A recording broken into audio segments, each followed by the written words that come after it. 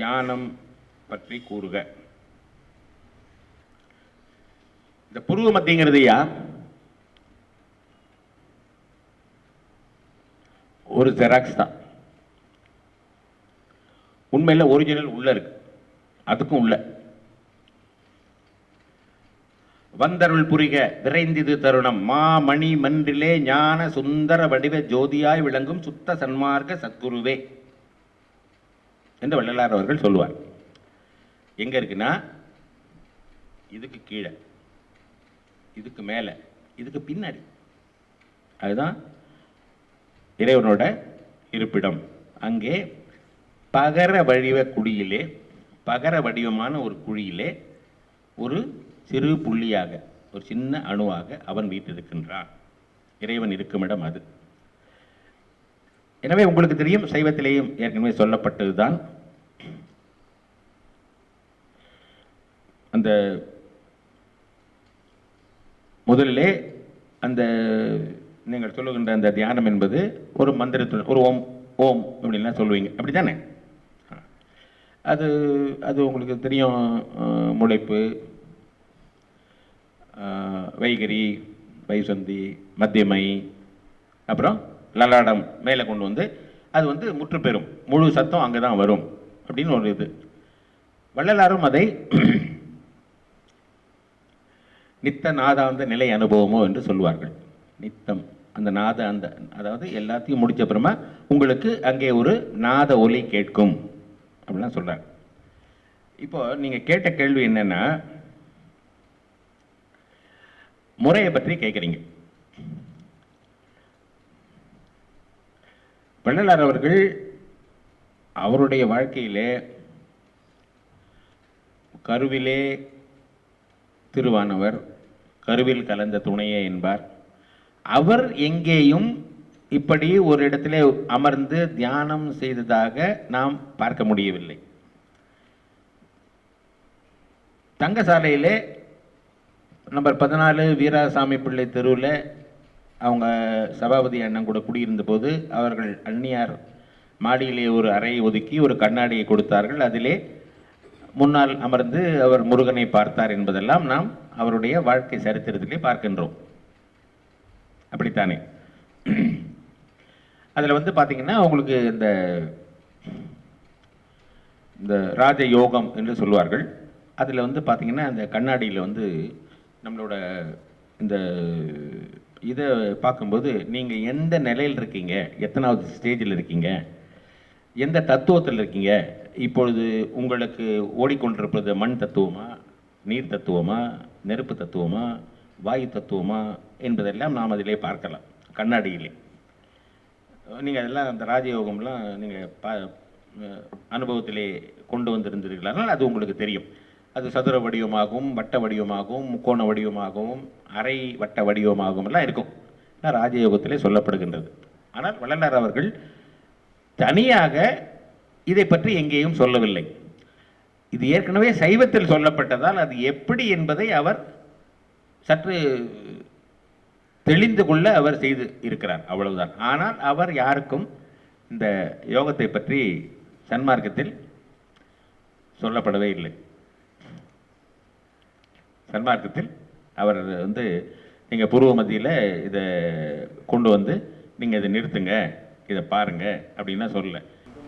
அவர் என்ன சொல்றாரு, அதாவது இந்த சுவாசத்தோட நம்பர்லாம் தெரியலையா உங்களுக்கு? 8, 16, 16, 32, 32, 64, 128 வரைக்கும் போகும்.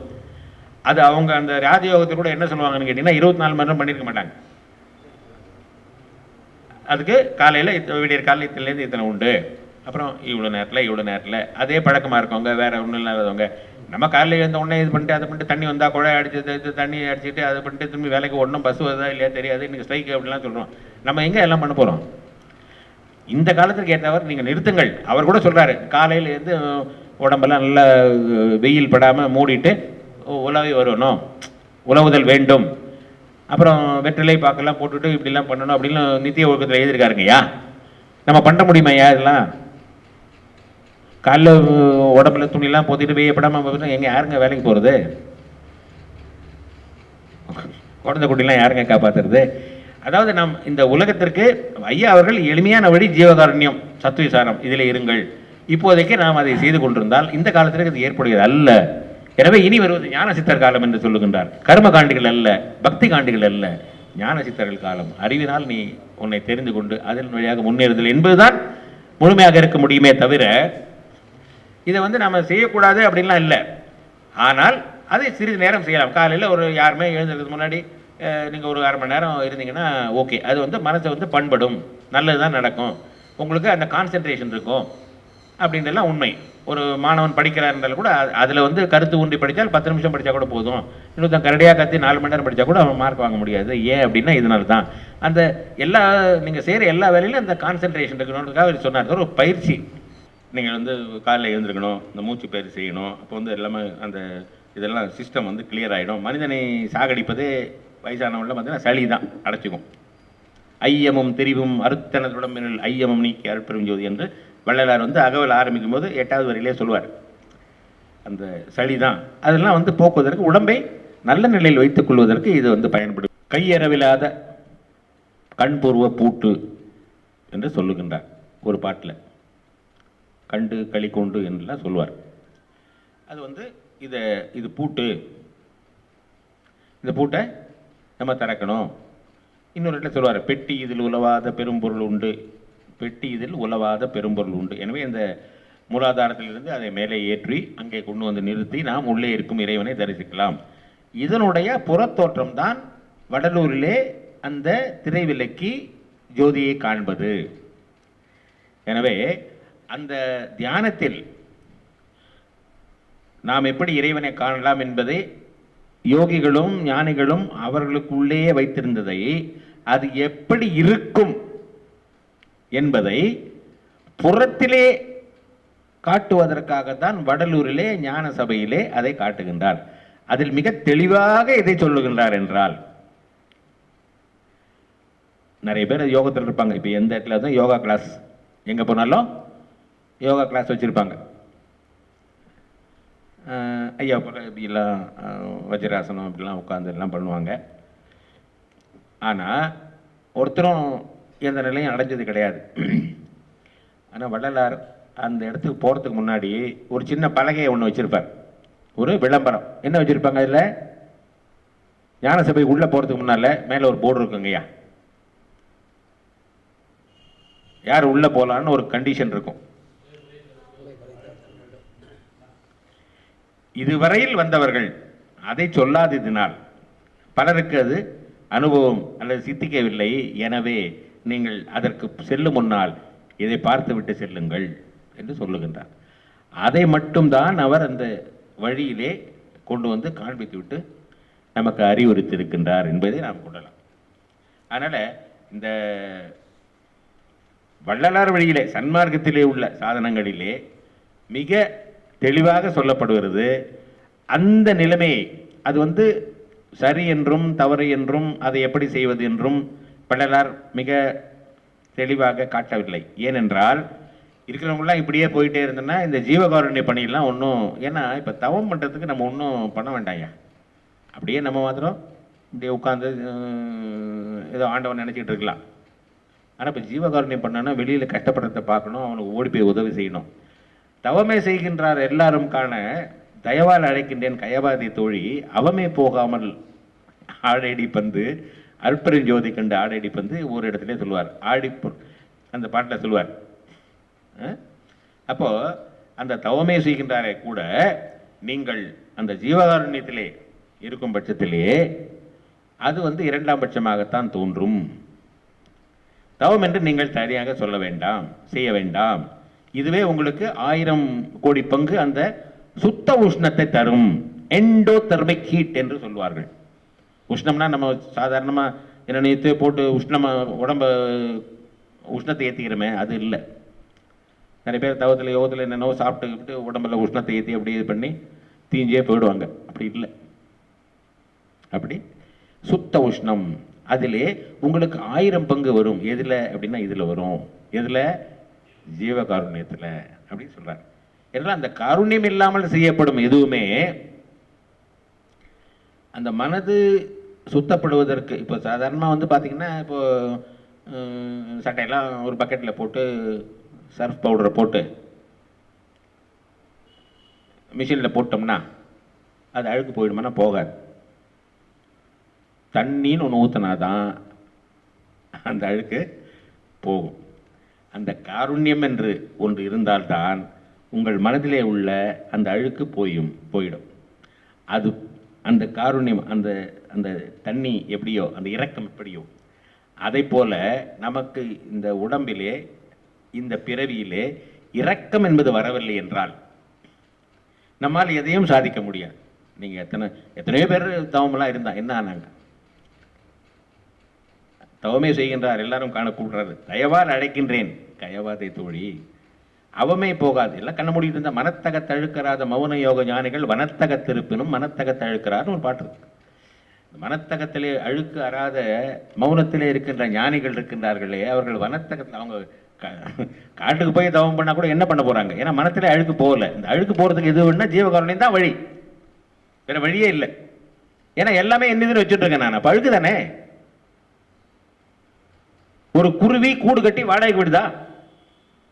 விடுதுங்களா ஐயா? அது ஏன் இடம், எங்கள் தாத்தா இடம், அவர் அப்படியே வளைச்சி போட்டார், நான் வேலி போட்டேன், வீடு கட்டி வாடகைக்கு விடுறேன், எல்லாம் அழுக்கு தான் ஐயா. அதுக்காக இது முழுமையான தவறு என்பதுக்காக நான் சொல்ல வரவில்லை. எதற்காக சொல்கிறேன் என்று சற்று யோசிக்க வேண்டும்.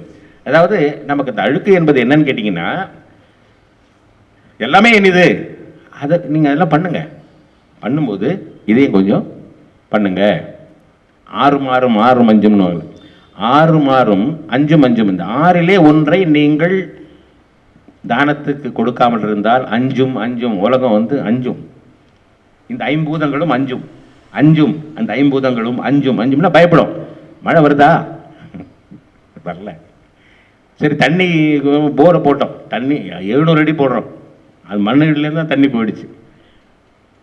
அருளாளர்கள் சொல்லுகின்றார்கள் ஐயா, 6 6லே ஒன்று அந்த நீங்கள் கொடுக்க வேண்டிய அந்த தானம் கொடுக்கவில்லை என்றால் அஞ்சும்.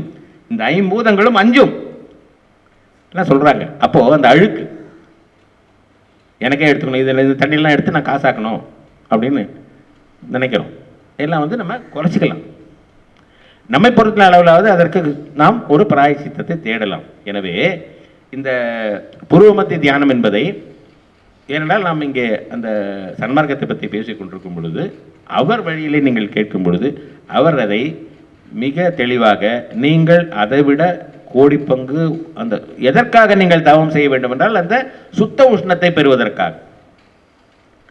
அந்த சுத்த உஷ்ணத்தை பெறுவதற்கு நீங்கள், அது வள்ளலார் வந்து அகவல்லையும் சொல்றார், ரத்தம் அனைத்தும் உள்ளிரிட சுக்கலம் பந்தித்து ஒரு திரள் ஆயிட மடலெல்லாம் மூளை மலர்ந்திட. இதற்காக சுத்த உஷ்ணத்தினால் அது திறக்கப்படும். சுத்த உஷ்ணத்தினால தான் அது மேலே ஏறும். மூலாதாரம், சுவாதிஷ்டானம், மணிப்பூரகம், அனாக்தி, விசுத்தி, ஆக்னிகெல்லாம் போகிறதுக்கு அந்த உஷ்ணம் தான் காரணமாக இருக்கின்றது. இது அனாட்டமியில் இல்லை. நீங்கள் அறுத்தெல்லாம் பார்த்தீங்கன்னா இதில் மூலாதாரம்லாம் இருக்காது, சுவாதிஷ்டானம்லாம் இருக்காது, அனாகதம் இருக்காது, விசுத்தி இருக்காது, 1008 இதழ், தாமரை மலர், சகசிராரம் இருக்காது. அறுத்து பார்த்தீங்கன்னா இருக்குமானா இருக்காது இல்லையா? அனாட்டமியில் இது இல்லை. ஆனால் இது இந்த யோகத்திலே சொல்லப்படுகின்ற ஒன்று. எனவே வள்ளலார் அவர்கள் மிக தெளிவாக அந்த உஷ்ணத்தை பெறுவதற்கு நீங்கள் அந்த ஜீவகாரணத்தை பெறும்போது, ஐயோ இந்த உயிர் உலகினில் உயிர்களுக்கு உறும் இடையோரெல்லாம் விலக நீ அடைந்து விளக்குக மகிழ்க சுத்த சன்மார்க்க சுகநிலை பெறுக. அப்பதான் சுத்த சன்மார்க்க சுகநிலை பெறலாம். உத்தமன் ஆகுக ஓங்கு. இப்படிதான் அகவல் முடிகிறார். அப்ப என்ன பண்ணணும்? நம்ம உலகினில் உயிர்களுக்கு உறும் இடையூறு எல்லாம் விலக நீ அடைந்து விளக்குக மகிழ்க. அப்ப என்ன ஆகும் அப்படின்னா, சுத்த சன்மார்க்க சுகநிலை பெறுக. சன்மார்க்க நிலையை நாம் பெற வேண்டும் என்றால் இந்த உலகிலே உள்ள உயிர்களின் துயரை நாம் முடிந்த வரையில் துடைக்க, நம்மளால நமக்கு சத்து இருக்க வரைக்கும் அதை நாம் செய்தால் உத்தமனாய் ஓங்குக. அப்படிதான் அகவல்ல முடிக்கிறார். அதோடு முடிச்சிட்டார் அகவல். 1596 வரையே படிக்க வேண்டாம். நீங்க கேட்ட இந்த ஒரு கேள்வி இருக்கிறது, அந்த கேள்விக்கு உண்டான பதிலை கடைசி 2 வரிகள் சொல்லுகின்றாரே, அந்த 2 வரிகளை மாத்திரம் நாம் படித்தாலே, அதை செயல்படுத்தினாலே இதற்கு நல்ல விளக்கம் கிடைக்கும் ஐயா. எனவே இந்த தியானம் என்பது அவர் சொல்லுகின்றார், கோடி காட்டுகின்றார்.